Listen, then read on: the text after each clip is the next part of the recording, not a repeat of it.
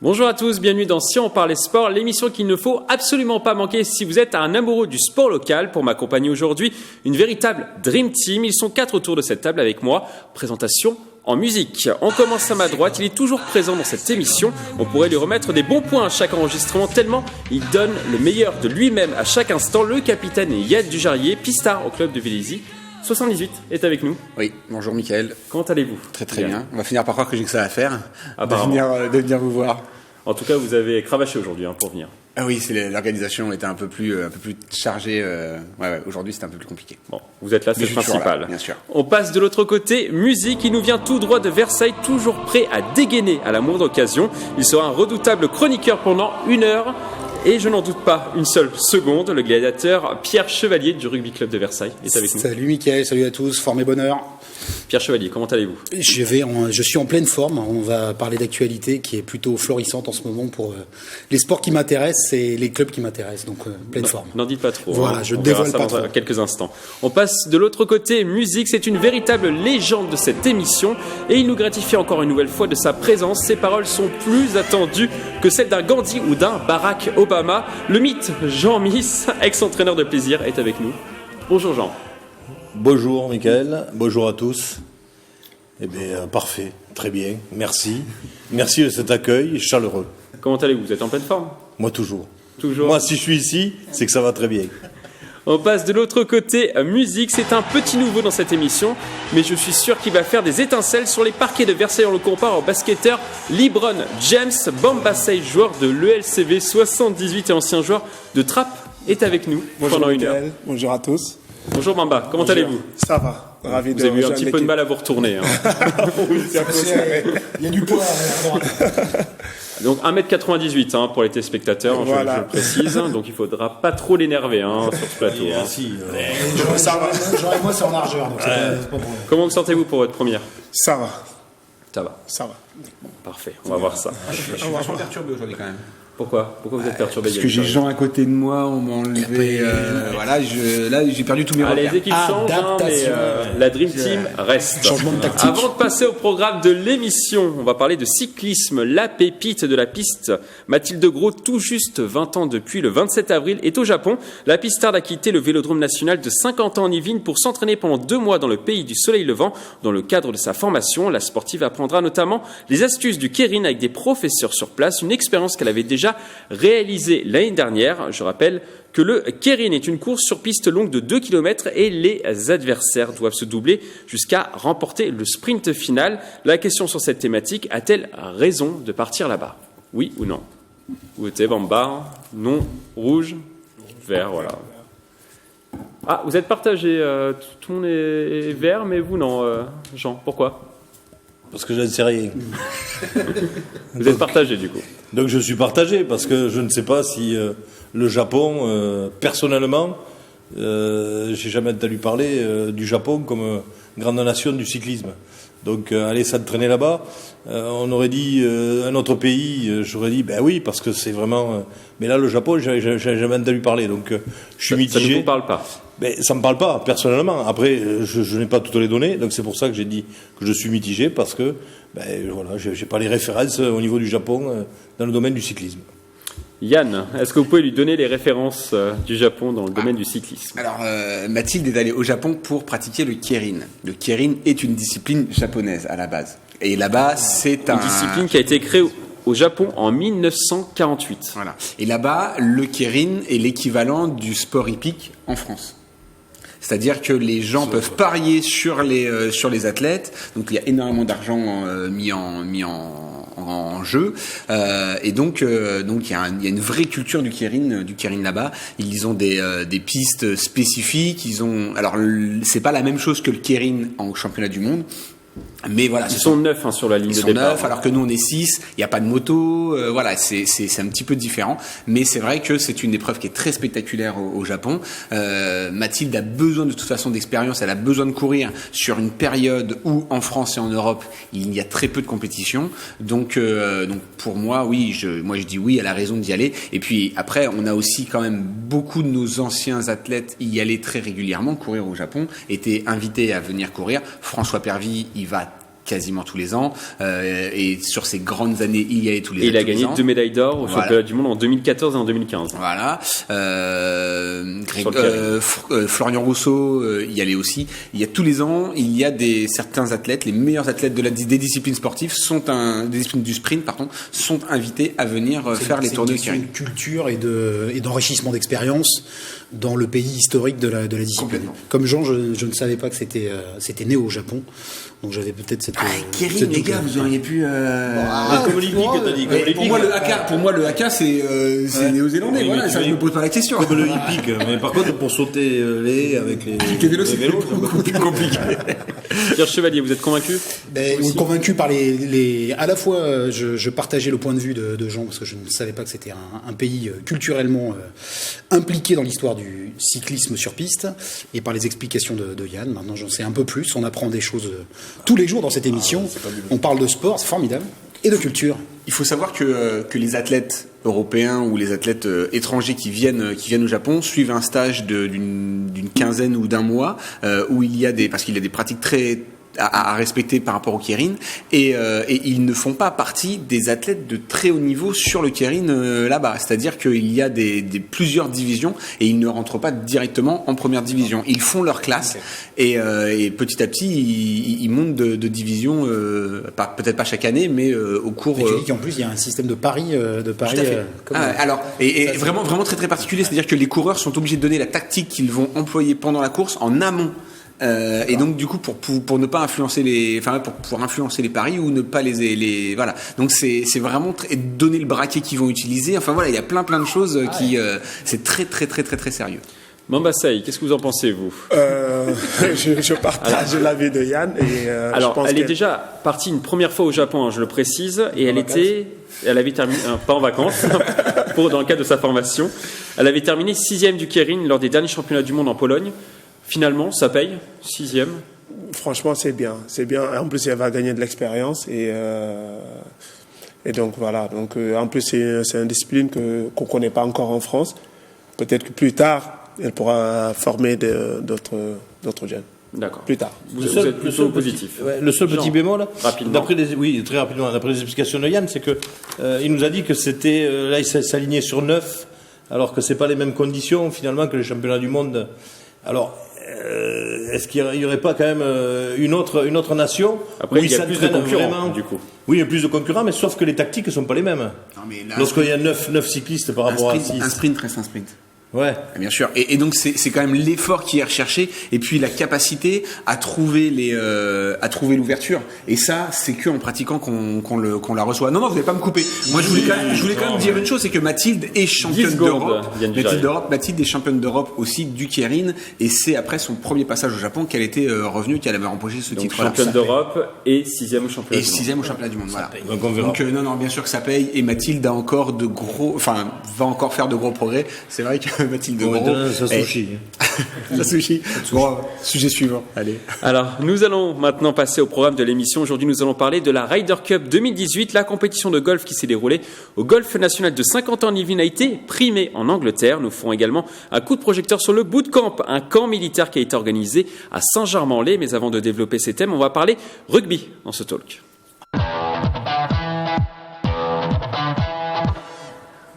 Du rugby dans cette page résultats, les Versaillais l'ont fait. Les joueurs de la Cité Royale ont réussi leur pari. Ils ont remporté ce dimanche 28 avril 2 boucliers, 2 titres de champion Île-de-France. La réserve l'emporte 29-28 face aux Scufs sur terrain neutre, et l'équipe première a réussi à battre Vincennes sur le score de 17-12. Une saison historique pour le club, d'autant plus que l'équipe première est invaincue cette saison en 20 matchs. Une petite réaction, Pierre Chevalier. Vous qui suivez cette équipe de près de l'intérieur. Comment ne pas dire ou redire ce qu'on a dit en début de semaine à travers votre plateau et vos émissions. Depuis dimanche, une sorte d'euphorie qui a gagné le RC Versailles. On avait déjà acquis la montée en Fédéral 3, qui était l'objectif principal en avance sur le timing. Donc là, les seniors l'ont fait. Terminé invaincu. En plus, il termine invaincu, donc 18 victoires en 18 matchs. C'était le premier bonus. Et donc là, 2 titres franciliens, ce qui est une première dans l'histoire du club. en réserve et en première. La réserve l'avait fait il y a 2 ans, en 2017 déjà, ce qui était déjà une belle performance. Mais là, réaliser le doublé quand on est attendu, parce qu'on était vraiment attendu sur ces finales, contre le SCUF en réserve et contre le RC Vincennes en première, qui est l'autre équipe francilienne qui est montée en Fédéral 3 de la poule 2. Donc énormément de fierté, énormément de joie. On a fêté ça jusqu'à tard dans la nuit dimanche au Clubhouse. Ils sont allés chercher le deuxième. C'était très difficile d'ailleurs de vous avoir au téléphone le lundi matin. Ouais, une petite voix un petit peu caverneuse, ouais, sûrement. Ils sont allés chercher ce deuxième bonus. Et puis maintenant, il y a les championnats de France qui démarrent. Donc sur tous les plans, on en parle depuis le début de la saison sur ce plateau notamment. Mais c'est une saison comme on n'en vit pas tous les 4 matins, quand tout se déroule bien, quand tout s'enchaîne bien. Il y a un très bon groupe, le groupe senior réserve première est une vraie bande de potes et ça joue énormément au rugby. Et donc là, ils peuvent aller le plus loin possible pour s'écrire leurs propres histoires et leurs propres souvenirs. Mais il y a déjà 2 titres pour se souvenir de cette saison comme une saison vraiment historique. Jean, ils vous surprennent, Versailles, avant de passer à la question sur la thématique? Ils me surprennent. C'est toujours bien de réaliser le doublé comme ils ont fait. Pour moi, c'est pas une surprise parce qu'ils étaient quand même largement au-dessus de tout le monde. Après les résultats, une finale ça reste une finale. La preuve en est les résultats d'un point en réserve et de 4 ou 5 points en première. Mais parce qu'une finale reste une finale. Après, pour moi, c'est pas une surprise. Ils ont tellement, la preuve est invaincue, ils ont tellement régné sur le championnat en honneur. Ils étaient largement au-dessus. Donc pour moi, il n'y avait pas de surprise. Après, ça reste une énorme performance. Mettre les deux équipes en haut avec le bouclier au niveau régional, c'est l'aboutissement de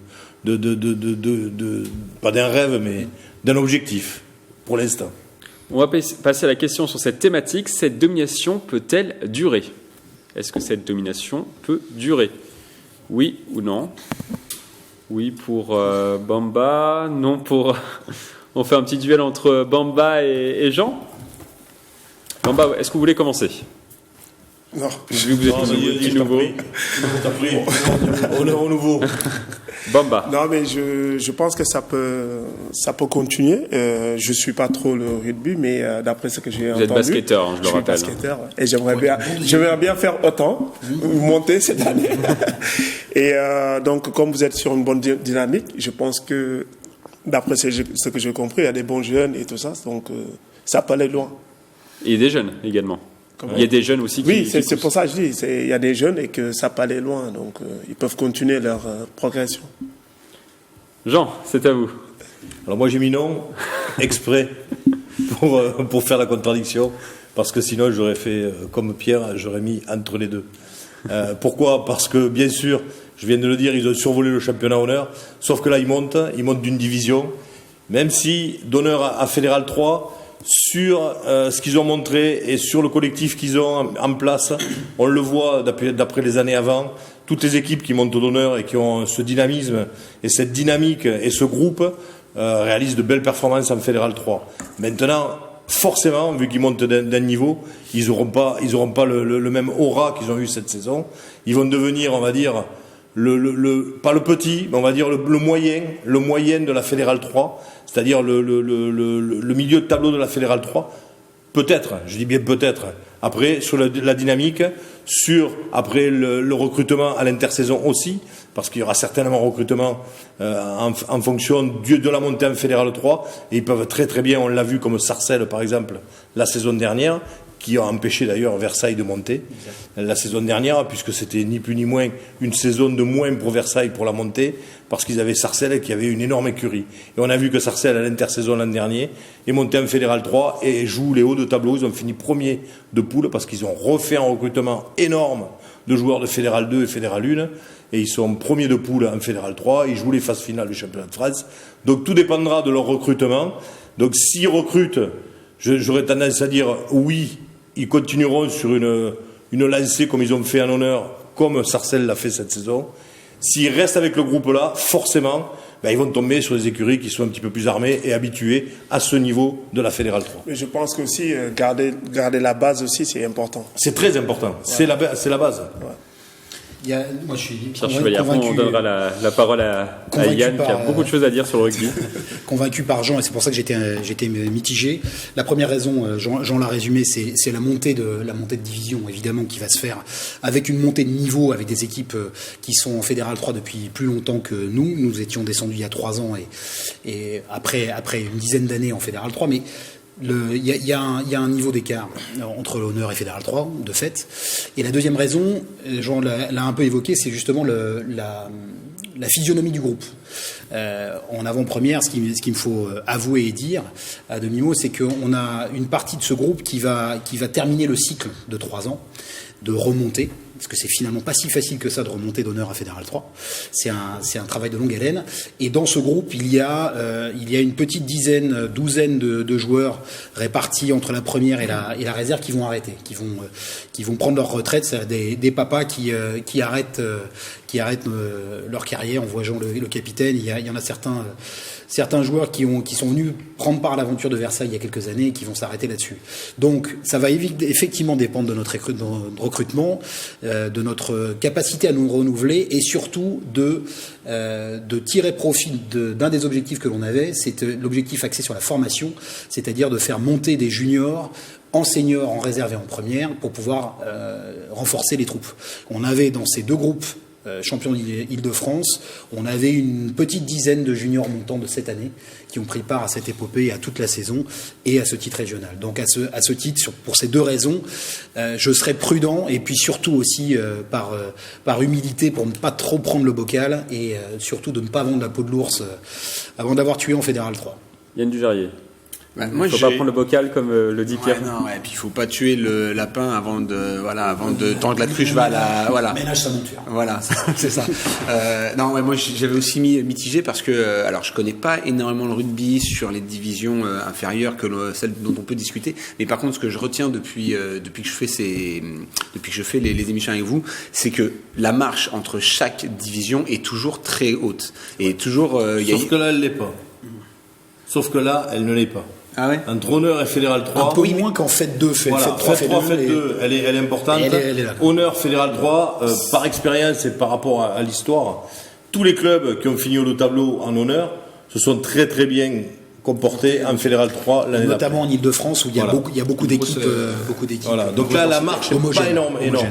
Mais donc voilà, moi je mets quand même mitigé et c'est vrai que ce que tu viens de dire avec le départ, enfin l'arrêt d'une grosse dizaine de gars, fait que le groupe va être peut-être affaibli ou modifié et donc il va falloir intégrer du 109 là-dedans. Bon, une équipe de rugby, c'est pas juste 15 mecs sur un terrain, c'est une trentaine, donc du coup ça veut dire qu'il y a un tiers de l'effectif à renouveler. Et puis là, si tu me disais que c'est sur les 2 équipes, donc ça veut dire peut-être même 45, Il faut que la maillot prenne avec les joueurs qu'on va intégrer à l'intersaison. Donc voilà, moi aussi mitigé parce que une nouvelle marche à conquérir. Et puis après, c'est pareil, on va aller la chercher. Et par contre après, quels sont les objectifs du club? Est-ce que c'est de se dire nous on veut continuer à grimper, ou alors on veut se stabiliser en F3 et en Fédéral 3 et donc pour avoir une accession un peu plus tard. Ça sera la dernière question, Pierre Chevalier. C'est plus quel est l'objectif? C'est là en étant on va dire cohérent, c'est milieu de tableau, le maintien. Pour l'année prochaine. Pour l'année prochaine en Fédéral 3, l'appétit vient en mangeant après derrière, donc c'est se stabiliser en Fédéral 3.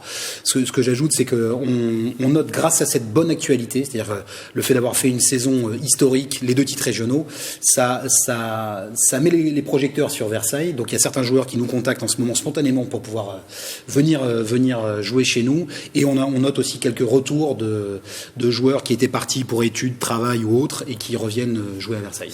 On va souvent parler chez vous avec vos jeunes qui sont obligés d'aller à Toulouse. On va continuer à parler rugby dans notre rubrique Focus.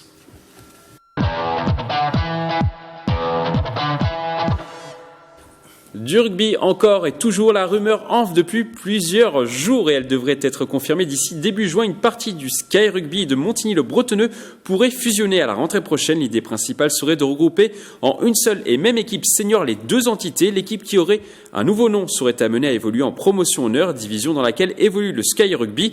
Les féminines de Montigny-le-Bretonneux conserveraient quant à elles leur nom et leur statut. Cette décision sera étudiée lors de l'Assemblée générale des 2 clubs fin mai. La question sur ce thème, est-ce que c'est une bonne idée ? Je vois que ça hésite. Bamba, pourquoi vous hésitez ? Je vous vois très hésitant. En tout cas, 3 sur 4 sont hésitants. Ouais, parce qu'en fait, en général, les fusions, il y a tellement de problèmes et que donc du coup, ça dure pas longtemps. Ça dure pas longtemps et après, ça dépend dans les deux équipes. Quelle est l'équipe la plus forte ? C'est le Sky Rugby. Là, voilà, donc après, il faut... En division. Est-ce que l'autre équipe vont accepter de lâcher des joueurs et de former une autre équipe? Voilà. Donc c'est un peu... Après aussi, la politique, ça joue aussi, des deux clubs. Est-ce qu'ils seront dans la même longueur d'onde? Voilà. Donc pour moi, c'est un peu... Jean, je vous sens sceptique aussi sur cette fusion. Non, oui, non, je ne suis pas sceptique sur la fusion. C'est malheureusement, je dirais malheureusement, ce qu'on voit de plus en plus, parce que le rugby français quand même ne va pas bien. On se voile un petit peu la face. Et c'est une fusion par obligation, parce qu'il manque de joueurs tout simplement. Et que si les deux clubs ne fusionnent pas, eh ben, ils vont disparaître chacun de leur côté parce que il y a un manque réel de joueurs, dû certainement aussi à plein de choses. Et là, on va pas rentrer. Mais c'est pas un problème économique là, par exemple. Non, c'est pas un problème économique, c'est un problème de joueurs. Ça n'a rien à voir avec l'économie, c'est un problème de joueurs de rugby. Le mal en ce moment, il y est, il existe. On a beau nous dire au niveau de la Fédération française de rugby qu'on est en augmentation de licenciés, mais c'est de la poudre aux yeux. Le rugby tel qu'il est, le rugby à 15, tel qu'il se pratique de base, il est en diminution de licenciés. Et c'est pour ça qu'on voit se multiplier ce genre de fusion, parce que les équipes, les clubs en entité unique ne peuvent pas subvenir aux obligations sportives. Et c'est pour ça qu'on le voit. Alors, c'est certainement dû aussi à la multiplication des catégories. On a le 5, le fly, le 10, le 7, le 12, le 15, le 13. Enfin, il y a trop de chiffres. Qui disperse. Non, mais ça disperse le nombre de licenciés sur des multiples disciplines, alors qu'avant, c'était concentré sur le 15, et il y avait le 15, le 13 et le 7, et c'était point final. Donc, on avait une concentration de joueurs, dans un premier temps, qui était résolument portée vers le 15. Aujourd'hui, c'est un petit peu plus diffusé. Donc, on a de moins en moins de joueurs, et ce genre de phénomène de fusion de clubs pour continuer d'exister, eh ben, c'est malheureusement... Inéluctable, peut-être ? Mais on va là, et là, Pierre a fait passer un message, il a tout à fait raison. La formation... Tenez votre petit... Voilà, la formation est une des réponses à ce genre de phénomène, parce que mettre l'accent sur les jeunes, mais on s'aperçoit aussi qu'au niveau des jeunes, au niveau cadet et junior, il y a énormément, pour de multiples raisons, on ne va pas rentrer dans les détails, de pertes de joueurs entre cadet, junior et senior. C'est-à-dire qu'à l'arrivée en senior, il y a beaucoup moins de joueurs qu'à la normale, quoi. Et c'est malheureusement, donc pour en finir, ce genre de fusion se multiplie de plus en plus pour continuer d'exister. Pierre Chevalier, je vous donne la parole, après ça sera Yann Dujarrier. Évidemment, pour Versailles, c'est un problème de riche, entre guillemets, parce qu'on a 600 licenciés, mais on a démarré la formation, justement, il y a très longtemps. Notre école de rugby compte 250 enfants, jusqu'à 14 ans. Après, il y a le pôle jeune, et puis il y a les seniors. On a toujours pris le scolaire comme un point de développement, même si il y a assez peu de transformations quand on fait des événements dans les écoles, des transformations en licenciés. Jean le dit à demi-mot, ça mériterait un débat complet sur ce plateau. Le rugby français va pas forcément très bien parce qu'il y a une mauvaise presse en ce moment. Il y a des problèmes de violence, il y a des problèmes de violence, des chocs, des chocs sur le terrain. Il y a eu malheureusement 3 décès successifs récemment. Donc le rugby a fait les gros titres, mais pas pour les bonnes raisons. Et là, je comprends les pères et les mères qui hésitent désormais à mettre les enfants au rugby. Former pour durer, à Versailles, ça passe d'abord par la culture et par la culture du jeu de rugby, qui est de remettre du mouvement, de la vitesse et de l'esquive, plutôt que de faire comme le rugby est depuis quelques années, c'est-à-dire un sport de collision, non plus de contact, mais de collision. Et donc désormais, on rassure tout le monde en formant les enfants à travers un jeu de mouvement et de vitesse. Donc c'est là où il faut former et montrer que le rugby reste le fantastique sport que Jean et moi avons connu, que continuons à connaître au quotidien. pour répondre à la question, la fusion de certains clubs, c'est pour faire face à la raréfication des licenciés, effectivement, avec une baisse des effectifs chez les jeunes, chez les adultes, et qui fait que certains clubs, pour survivre, doivent se rapprocher. Moi, j'étais mitigé pour l'aspect, non pas sur les raisons, mais sur l'aspect à venir, avec une perte de culture de l'un ou l'autre, ou des deux clubs, et de savoir en gros comment la mayonnaise peut prendre. On n'a pas encore tous les éléments pour l'instant. Oui, bien sûr, mais on les a jamais réellement à l'avance, ces éléments-là. Mais pour une fusion réussie, il faut qu'il y en ait automatiquement un qui fasse un peu plus de sacrifices que le deuxième club qui fusionne. Donc c'est mitigé sur l'avenir, pas sur les raisons. Malheureusement, on les comprend. Et nous, on est les premiers à justement à essayer de se battre pour faire croître les effectifs et les licenciés au rugby. Yann Dugérier, vous étiez le seul pour, finalement, autour de cette table. Les raisons pour lesquelles je suis pour, c'est que, pour moi, 50 ans en Yvelines, c'est une ville nouvelle. Enfin, elle a été construite comme une ville nouvelle.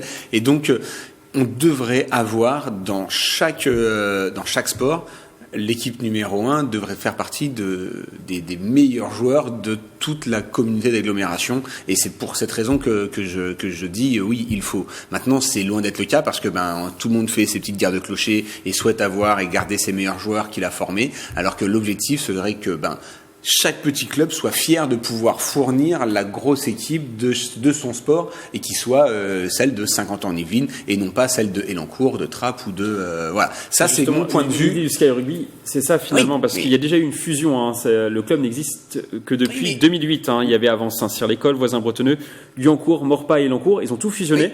Pas Montigny-Bretonneux, par exemple, à l'époque. Et maintenant, c'est le cas. Ça sera peut-être le cas. Mais aujourd'hui, c'est le cas pour les raisons que Jean et je me fais ton prénom et Pierre ont que Jean et Pierre que Jean et Pierre ont annoncé. Et le problème, c'est que ces raisons-là, elles sont valables pour tous les sports. C'est pas seulement dans le rugby que ça va mal. C'est dans le vélo. Nous aussi, on nous dit tout va bien. Il y a de plus en plus de licenciés. Sauf que de plus en plus de licenciés qui font du cyclotourisme et non pas du cyclisme. Et donc, on se retrouve avec des compétitions où il y a de moins en moins de participants. Et ça, c'est vraiment problématique. Dans le football, l'équipe nationale fait que ça rentre et c'est le sport numéro 1. Mais dans beaucoup de sports un peu plus petits, j'imagine que dans le basket, c'est pareil, il doit y avoir des années où c'est un peu plus compliqué de recruter et d'avoir des jeunes qui rentrent. Et puis, on se cache derrière des pratiques loisirs. Aujourd'hui, beaucoup de sports ont de moins en moins de compétiteurs. Très rapidement, Jean. Juste pour finir sur le sujet, c'est que toutes les fusions, et ça c'est l'histoire qui le dit, c'est pas moi, toutes les fusions, ou alors ça n'a pas duré, ou alors il y a toujours un club qui a pris le dessus sur l'autre, et à voir disparaître carrément un des deux clubs à l'avenir. Je précise que ce n'est pas encore officiel, donc il faut rester prudent sur cette fusion.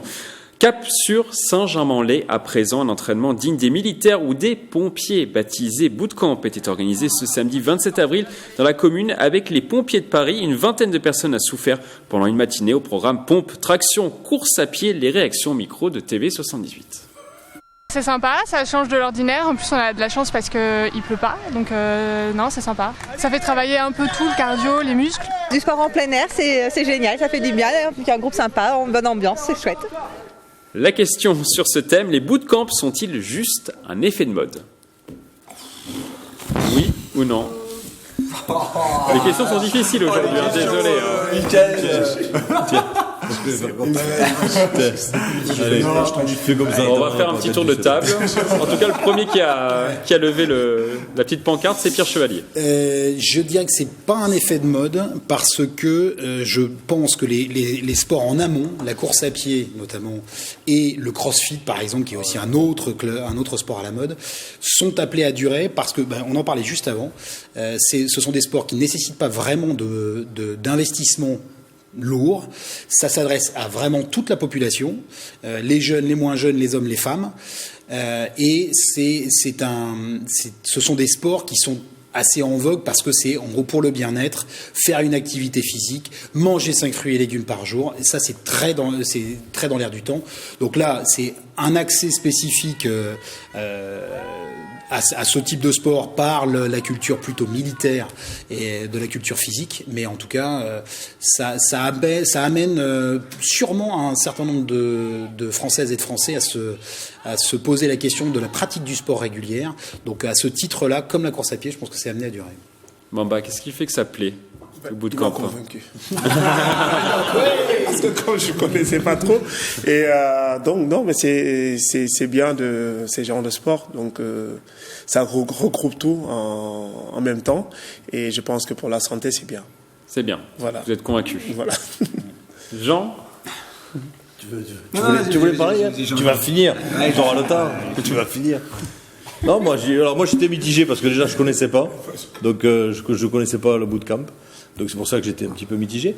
Après, pourtant ça existe depuis la fin des années 90 aux États-Unis. Ah oui, mais on n'est pas censé tout connaître.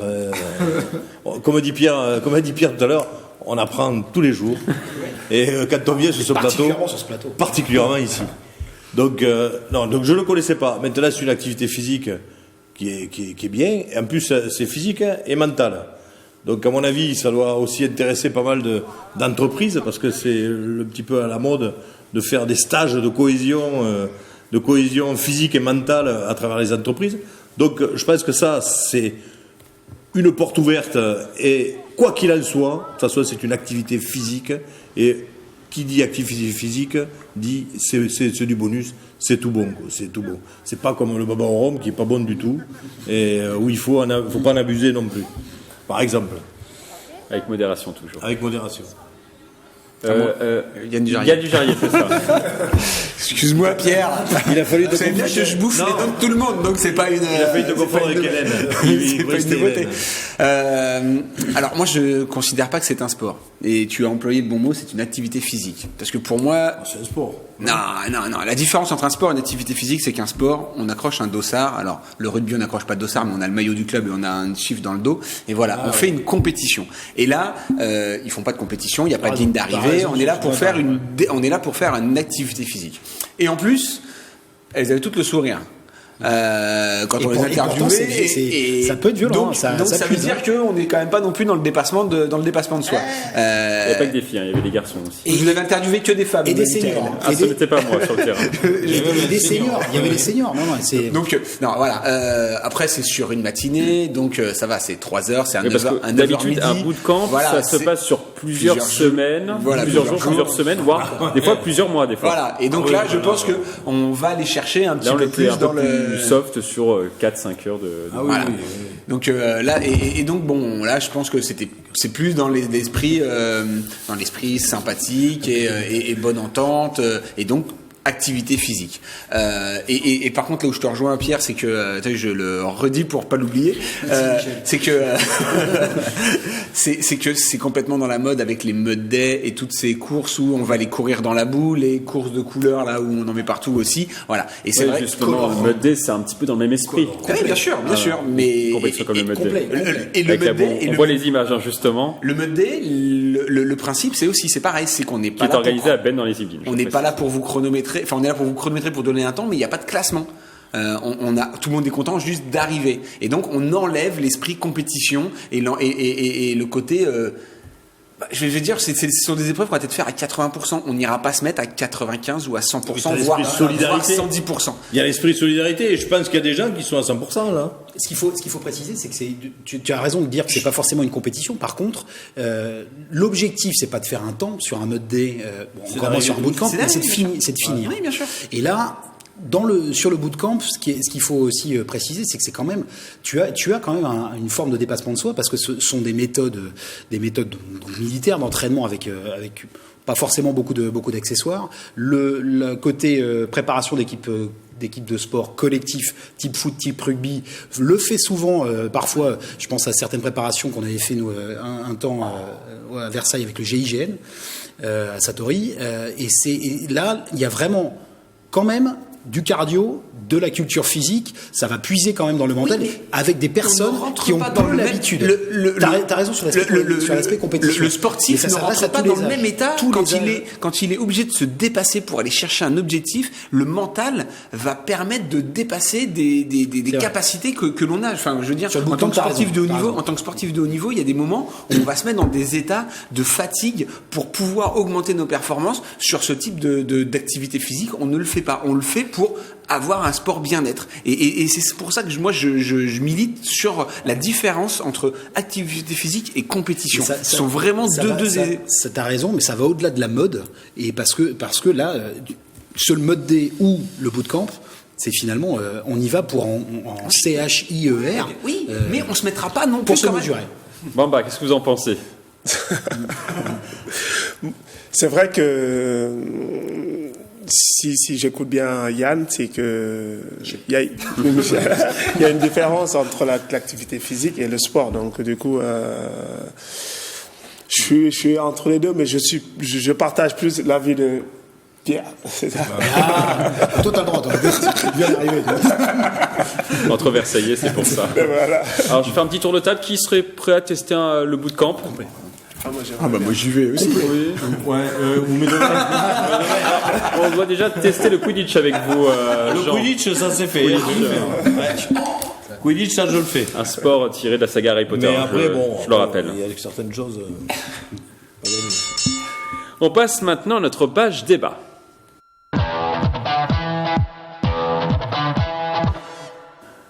Dans notre débat aujourd'hui du golf, la Ryder Cup 2018 a été nommée événement sportif de l'année la semaine dernière à Londres par le prestigieux Bureau britannique de l'industrie du sport. Le tournoi qui a vu les Européens s'imposer face aux États-Unis sur le golf national de Saint-Quentin-en-Yvelines a accueilli près de 270 000 fans venus du monde entier fin septembre. L'événement a également battu le record d'articles parus dans la presse et près d'1 milliard de personnes ont vu cette Ryder Cup française à la télévision.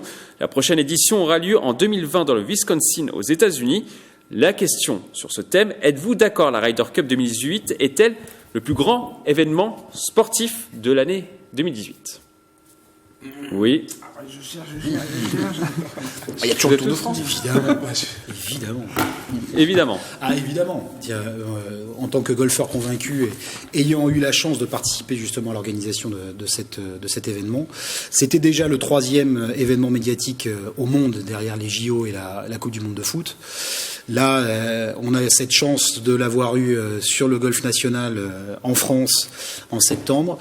Il y a deux choses moi qui m'inspirent au-delà de l'événement lui-même, c'est que c'est la reconnaissance du travail accompli par le comité Ryder Cup français qui a bien exploité l'ensemble du cahier des charges du comité américain et britannique qui détient les droits de l'événement.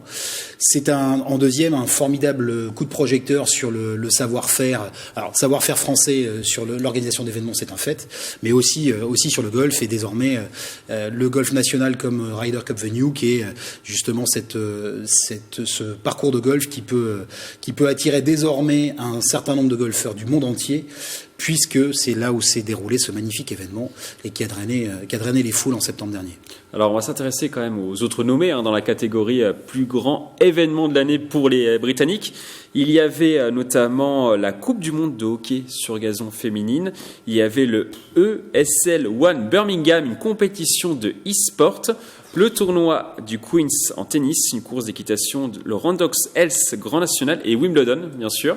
Et on voit justement à l'image, en 2018, il y avait quand même d'autres événements qui n'étaient pas du coup dans la liste. Il y avait par exemple le 11e sacre de Nadal à Roland-Garros, la Coupe du Monde de football en Russie, les championnats d'Europe de handball féminin en France avec la victoire des Françaises et les JO d'hiver en Corée du Sud.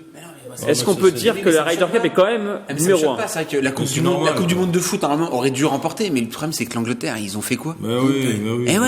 Ça c'est purement anglais, ça. À partir de ce moment-là, c'est une drôle de sélection quand même. Comme c'est un jury anglais, c'est quelque chose. C'est britannique, Excuse-moi, britannique. Mais voilà, à partir du moment où l'Angleterre, je me souviens même pas quel est leur parcours en 2018 à la Coupe du Monde. Demi-finale, ouais. Et pourtant. Donc voilà, et comme ils n'ont pas gagné, du coup, c'est vrai. Oui, mais le fait, s'ils avaient dit la Coupe du Monde, dans la mesure où c'est les Français qui l'ont remporté, En Russie. Je crois pas quand même que les Britanniques vont élire meilleure compétition, mais une compétition où la France a gagné quand même. Faut quand même. Donc là, ils se sont identifiés. Ils sont surtout rattachés à des événements qui se sont déroulés sur leur territoire, Voilà. ou qui ont été organisés par une instance qui venait... Là, à travers le golf, à travers la Ryder Cup, d'Angleterre. Les Britanniques se sont identifiés puisque c'est l'Europe qui a gagné. Donc c'est pour ça, parce qu'on connaît quand même leur mentalité. On va pas non plus faire des... mais on sait qu'on connaît quand même leur mentalité et on sait pertinemment que s'ils ont mis la Ryder Cup, s'ils avaient gagné la Coupe du Monde de football et il n'y aurait pas photo, ils auraient dit la Coupe du Monde de football. C'est ce que j'ai dit, ouais. Voilà, donc c'est leur mentalité et comme ils se sont... comme l'Europe a gagné à la Ryder Cup, donc ils se sont... Avec des Anglais dans l'équipe. Avec des Anglais, bien sûr. Forcément, donc voilà, ici... Et vous auriez voté pour la Ryder Cup, vous, personnellement? Bamba, par exemple. Mais non, vous l'aurez sans aucun doute. la Coupe du Monde. Ryder Cup 2018 plutôt que la Coupe du Monde. La Coupe du Monde. Ouais, oui. Ou de handball, championnat du monde de handball, ou le... Pyeongchang, on a eu des beaux résultats quand même à Pyeongchang, hein, faut pas oublier, Martin Fourcade, mais c'est vrai que ça, maintenant ça remonte, hein, ça dit depuis d'un an, donc... Et Bamba. En basket, le NBA pour Bamba, bien sûr. Dans j'ai pas compris, rappelle-moi Du coup, quel événement en 2018 vous a marqué, vous, en tant que... la Coupe du Monde. Coupe du Monde, Ah oui, numéro 1. ouais, Coupe du Monde. Sur la Ryder Cup, faut juste se souvenir que vraiment les faits s'étaient penchés sur ce berceau. Parce qu'il y a quasiment tout eu. Il y a eu une météo fantastique, une préparation du parcours du golf national par les équipes de Paul Armitage, le directeur, et Alejandro Reyes, le superintendant, absolument fantastique. Tiger Woods qui finalement gagne un tournoi la semaine précédente et s'aligne sur l'équipe américaine de Ryder Cup, ça fait énormément. Et puis l'Europe qui gagne au final avec un engouement et une ferveur qu'il fallait voir, qu'il fallait vivre le dimanche du dernier tour. Donc c'est sur justement l'exposition médiatique dont vous parliez et l'exposition locale sur le sport, sur le golf qui reste quand même un sport qui peine à séduire le plus grand nombre et les plus grandes foules. Le seul bémol, c'est que ça n'aura pas pour l'instant créé des vocations et ramené énormément de joueurs et de nouveaux licenciés dans les clubs. Pour l'instant, c'est le seul bémol. Voilà. Je suis assez d'accord avec Pierre. C'est vrai que l'organisation était très bien ficelée. Et surtout, pour moi, il y avait quand même un gros point noir sur le fait que le golf national, c'était le nombre pour pouvoir accueillir le parking pour pouvoir accueillir tous les visiteurs. Et même ce point-là a été réglé et a été les navettes. Voilà, ça a été très bien. La grande tribune qui faisait 6000 places au départ du 1, c'est la première fois dans l'histoire de la Ryder Cup qu'il y avait autant de monde autour on en a parlé, du départ du 1. Ce golf qui permet de pouvoir voir plusieurs trous. Il était fait pour. Voilà, il est fait pour ça. Il est fait pour ça. On espère que ça s'est produit qu'une seule fois, qu'un golf accueille 2 fois la Ryder Cup, c'est ça que je voulais dire. Et j'espère que le golf national sera à nouveau ils en parlent. Hôte de cette compétition. Voilà. Ce sera le mot de la fin sur cette thématique. Yann du Jarier. On passe maintenant à notre page découverte.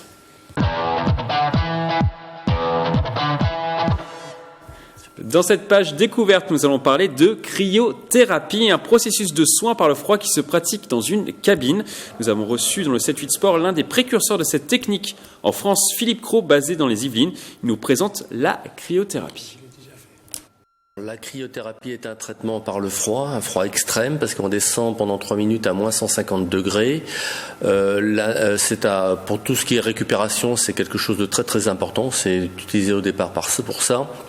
Et c'est un en traumatologie, c'est énormément utilisé aussi. C'est un anti-inflammatoire naturel, un antalgique très puissant, un anti-œdémateux, un anti-stress, un antalgique et donc un anti-infectieux aussi. Donc il y a un panel de patients très important. Une méthode qui a l'air de plaire aux sportifs. On écoute les réactions. C'est pas instantané, mais après, moi, c'est à l'issue d'une opération. Je me suis fait opérer des ligaments croisés. C'est par rapport à ça, pour avoir une meilleure récupération suite à mon opération. Super, comme d'hab, on appréhende un peu, mais c'est la sensation d'après. Donc moi, après certains gros entraînements, tu viens là, ça fait du bien. C'est comme si tu mettais ton corps dans un glaçon et puis t'en ressors. Moi, en tout cas, je ressens de bons effets après. La question sur ce thème, est-ce que vous y croyez ? Oui. Bamba, oui. Alors Bamba, vous avez une petite anecdote par rapport à la cryothérapie. Oui, je l'ai déjà fait. C'est pas sexuel, hein. Comment? C'est pas sexuel. Pas ça sur le plateau, hein. À ta taille, Ouais, ça va. Carte Il y avait jaune pour des plus vous, grands Jean. que moi. Non, je l'ai déjà fait quand j'étais à Vanves. Donc on a fait une séance. Franchement, c'est bien. C'est bien pour les petites blessures et tout ça. On récupère mieux. On récupère mieux. Vous l'avez senti? Oui. Oui, je l'ai senti. Jean, Oui, vous c'est avez très déjà bien. fait vous? Alors la cryo. Alors attendez, la cryo.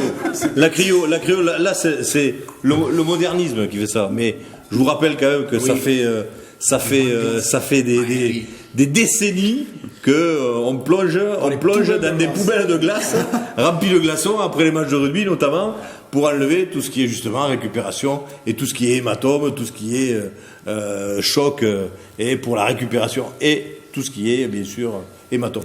Donc pas pour les bières au frais, hein. Alors rien à voir, avec modération, mais après les matchs ça existe depuis très très longtemps. Donc là heureusement on est sur une ère qui se modernise, donc maintenant on fait des centres et des cabines exprès. Et j'ai eu la chance de les voir venir à plaisir à 2 reprises avec le rugby. Donc effectivement, c'est très bien, c'est très très bien, c'est très efficace surtout. Très bien, on ne dit pas très bien, c'est pas un phénomène de mode, c'est vraiment efficace. Les sportifs ressentent vraiment un résultat, quoi. Voilà. Pierre. Plus un par rapport à Jean, je me souviens de ces séances où on plongeait dans les poubelles de glaçons. Mais est-ce qu'on atteignait moins 170 degrés? Non, pas du tout. Pas du tout, mais je pense que donc ça prouve que ça va peut-être plus loin. Ça voilà. va plus loin, mais les vertus du froid ne sont plus à faire pour les sportifs, notamment quand il y a des chocs et des contusions, des coups. Là, rien que les glaçons, c'était déjà efficace. Il y a les bombes de froid, il y a toutes les poches de glace qu'on met dans un congélateur et qu'on sort de chez soi. Évidemment, là, on passe un cap, on s'adresse aussi à des clubs de niveau supérieur, parce que je pense que les soins sont un petit peu plus coûteux à mettre en place ou à prodiguer qu'une simple poubelle de glace. En revanche, ça se généralise justement dans tous les sports professionnels. Je pense au cyclisme notamment, avec les caravanes itinérantes de cryothérapie a priori qui sont sur le Tour de France notamment. Chez tous les sportifs, a priori, c'est unanime. Il a accompagné d'ailleurs le Tour de France. Voilà, c'est ça. C'est les vélos qui sont durs à rentrer. Il me semble l'avoir vu. Mais c'est une technique qui, je pense, est amenée effectivement à durer à partir du moment où elle a fait ses preuves. Yann Dujarrier. Alors moi j'ai une petite anecdote aussi. Alors j'ai pas encore testé, mais en effet juste le fait d'en parler, vu ce que ça vous donne envie. Ah mais oui, parce que vu les souffrances que j'endure au quotidien depuis plusieurs semaines, je pense que je peux en avoir besoin de ce genre de choses. Par contre moi une petite anecdote, c'est qu'il y a un centre à Suresnes qui fait ce type qui propose ce type de soins. Et un jour ils ont vu arriver Neymar pour faire une séance. Et Neymar le footballeur. Oui, il y en a qu'un Neymar, excusez-moi. Autant Pierre, j'ai plus de mal, mais Neymar, je me souviens. Son frère, et donc Neymar est venu, il a fait sa séance. Et à la fin de la séance, est-ce que ça vous a plu? Oui, c'est génial, j'adore, je veux en refaire. Quand est-ce que vous revenez? Non, je vais en acheter une pour la maison. Et voilà. Donc là, c'est toujours plus loin, toujours plus. Donc il a commandé. Et apparemment, ça marche pas si bien que ça, apparemment, pour Neymar. Oui, c'est pas une bonne publicité, mais à mon avis, il dort dedans, lui, il a pas compris. Il dort dedans, donc il s'endort. Donc voilà, petite anecdote, il est reparti. Enfin, il a commandé la machine directement chez le fabricant. Et est-ce que tous les clubs doivent s'équiper éventuellement de cryothérapie? On m'en mettrait 12. Lui, il en faut 15. Le coût c'est plusieurs centaines de milliers d'euros, je crois. Quand même.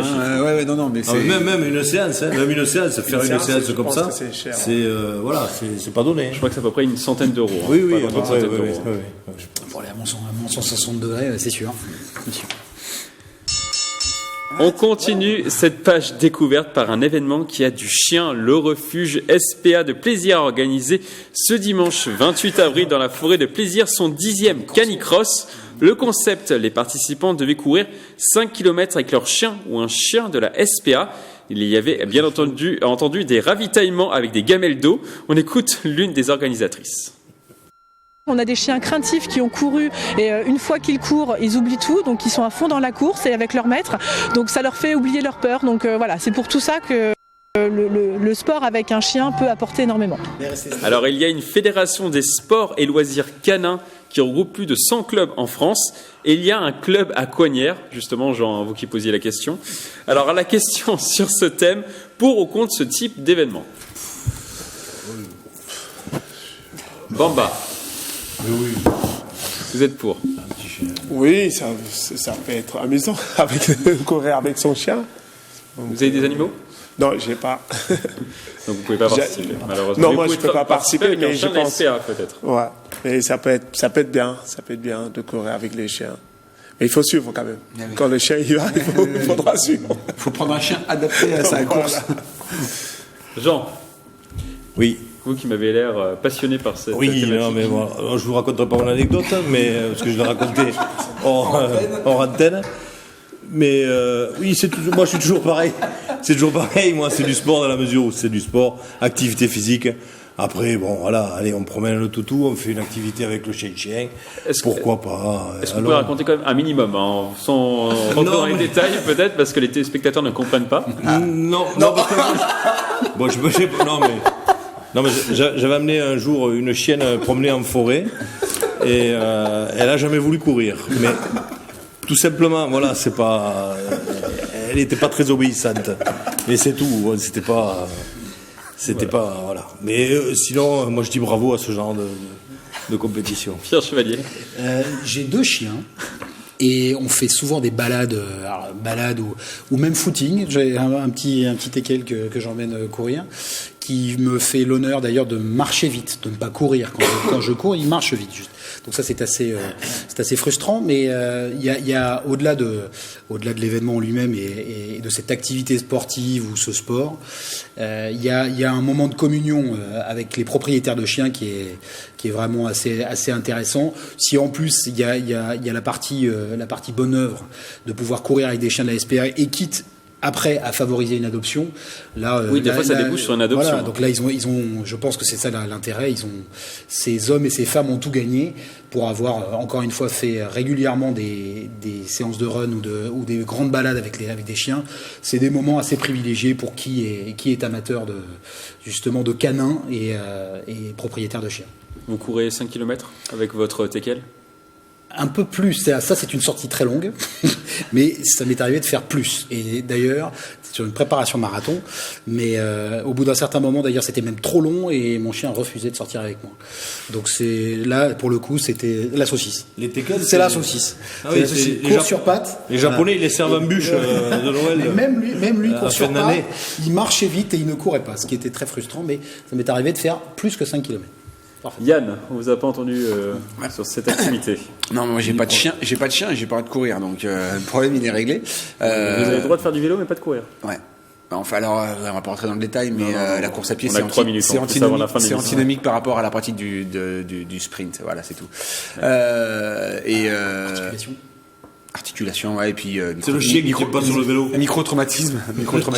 Et donc non, par contre, ouais, je sais qu'il y a un championnat de France qui existe sur ce sport-là, et là on peut parler de sport. Et en effet, il faut que la communion entre le chien et l'athlète soit importante, un peu dans le même esprit que le cheval avec son. Ça peut être les chiens de traîneau aussi. Hein. Oui, bien sûr. C'est souvent des huskies qui courent, mais voilà, si on peut pas les faire traîneau, voilà, on a plutôt vu des gros chiens. Oui, bien sûr.